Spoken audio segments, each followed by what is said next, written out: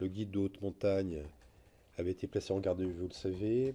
Il était entendu à plusieurs reprises, entendu de manière très précise, avec de sa part des réponses, elles aussi très précises.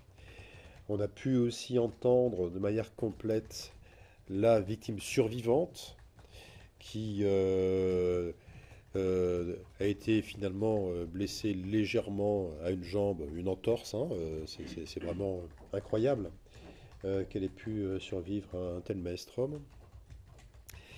Comme vous le savez aussi, j'ai décidé de requérir un expert en nivologie, un nivologue.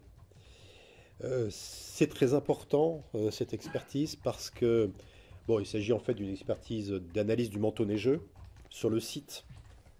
Un manteau neigeux dont il faut rappeler qu'il était essentiellement pour la période qui précédait constitué de 60 centimètres de poudreuse toute fraîche, avec sur le site à certains endroits des accumulations qui pouvaient être le double à peu près de cette hauteur. Donc ça fait une masse de neige. En tout cas, ce qui apparaît sans du tout vouloir, si vous voulez, anticiper sur ce que pourra dire le nivologue, il ne s'agit pas d'une de ces avalanches qu'on connaît un petit peu plus au printemps, qui sont des avalanches de névé, hein, c'est-à-dire avec une neige qui a une densité différente, qui petit à petit va se tasser et va glisser sur la couche en dessous qui n'était pas tombée à la même époque, comme une luge, hein, et qui, voilà, et qui débaroule dans ce cas.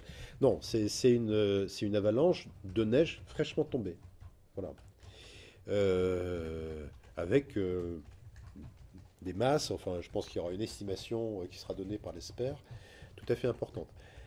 Un des objectifs de cette expertise, c'est de déterminer la cause la plus probable, peut-être la cause certaine, de la première avalanche. Excusez-moi, puisque comme vous le savez, il y a eu deux avalanches successives à quelques secondes d'intervalle. Une première avalanche qui, dans cette vallée, a balayé la totalité des clients du guide de haute montagne qui étaient partis un peu en avance pour précisément apprécier la dangerosité du passage.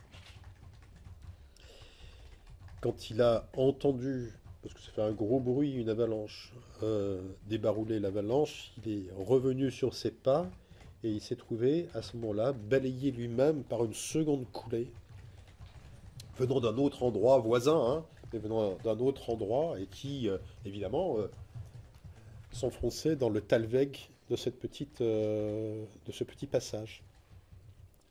Il a réussi, nous est-il indiqué, à se sortir de cette avalanche en pratiquant les gestes qu'il connaît bien, c'est-à-dire il faut nager en réalité, voilà, tant que la neige bouge encore, protéger son visage pour garder un petit peu d'air à respirer et petit à petit ensuite progressivement se sortir de ça. Et il a mis 3 quarts d'heure, a-t-il indiqué, pour le faire. Et après ces 3 quarts d'heure, il est allé porter secours à la dame qui finalement a survécu, qui n'avait pas le visage enfoui dans la neige. Il lui a certainement sauvé la vie d'ailleurs, et il l'a dégagé. Et il est parti à la recherche, mais qui a été très rapide parce qu'il a trouvé tout le monde tout de suite, des personnes étant équipées, entièrement équipées par les appareillages de repérage hein, qui existent aujourd'hui pour les randonneurs alpins.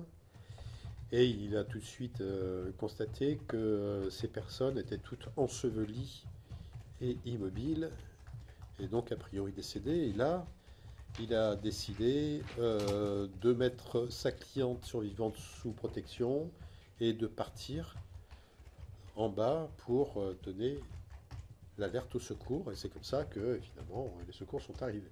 Voilà à peu près hein, le scénario tel qu'il a été décrit par cette personne et confirmé par la survivante témoin et victime de ce qui s'est passé.